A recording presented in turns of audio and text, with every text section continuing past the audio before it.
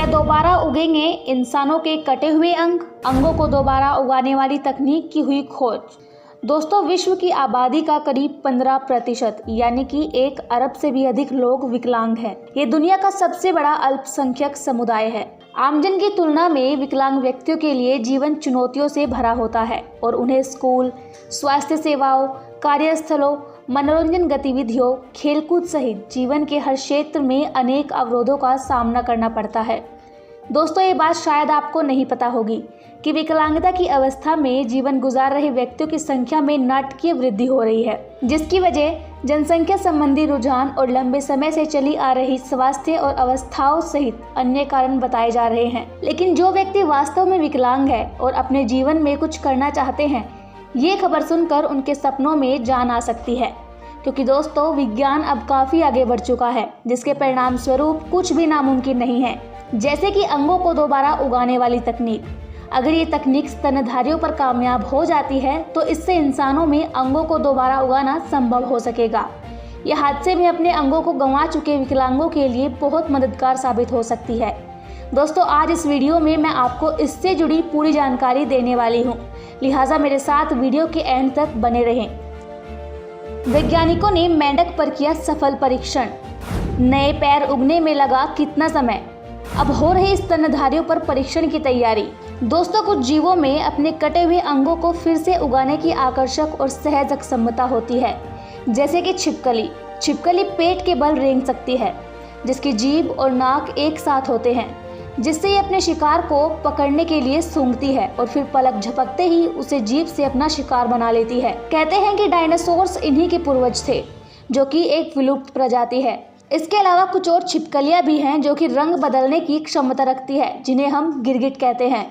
लेकिन इनके बारे में जो सबसे ज्यादा हैरान करने वाली बात है वो ये है कि छिपकली की जब पूंछ टूट जाती है तो वो खुद ही उग जाती है।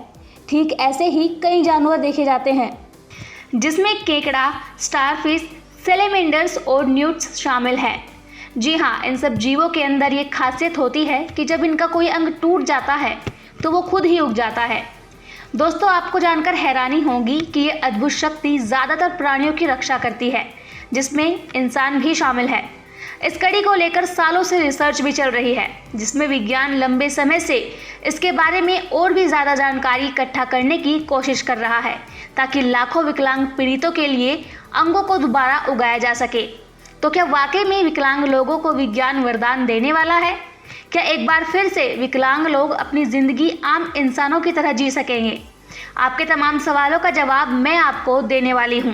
दोस्तों, अब वैज्ञानिकों ने एक नया तरीका खोजा है, जिससे दूसरे जानवरों में भी अंगों को दोबारा उगाना संभव हो सकता है। वैज्ञानिकों ने दवाओं की एक कॉकटेल खुराक का इस्तेमाल एक मेंढक की प्रजाति में कटे हुए अंगों को विकसित करने में कामयाबी हासिल की है, जिसमें अंगों को दोबारा उगाने की क्षमता नहीं थी। टफ्ट्स यूनिवर्सिटी और हार्वर्ड के वॉइस इंस्टीट्यूट के शोधकर्ताओं ने अफ्रीकी मेंढकों को सिर्फ 24 घंटे ड्रग की कॉकटेल खुराक के संपर्क में रखकर पैरों को फिर से उगाने की एक नई तकनीक को विकसित किया है। आपको बता दें, अंगों के दोबारा उगने की पूरी प्रक्रिया में लगभग 18 महीने का समय लगा। इसका परीक्षण करने के लिए वैज्ञानिकों ने सबसे पहले एक मेंढक को बेहोश कर दिया। उसके बाद उसके पिछले पैरों में से एक पैर को काट दिया गया। इसके बाद उन्होंने स्टंप के ऊपर बायोडोम नाम के एक सिलिकॉन कैप लगाई। बायोडोम के अंदर एक सिल्क प्रोटीन जेल भरा हुआ था। ये सूजन को कम करने, नए नर्व फाइबर, रक्त वाहिकाओं और मांसपेशियों के विकास में मदद करने, पुनर्जनन को प्रोत्साहित करता है। जिसके बाद इसका नतीजा ये हुआ कि मेंढक अपने नए पैर विकसित करने में सक्षम हुए, जो कि लगभग पूरी तरह से पहले की तरह काम कर रहे थे। विश्लेषण से पता चलता है कि वे नसों और हड्डियों सहित ऊतकों के अधिक जटिल संयोजनों से बने थे। हालांकि हड्डियों में पूरी संरचना नहीं थी।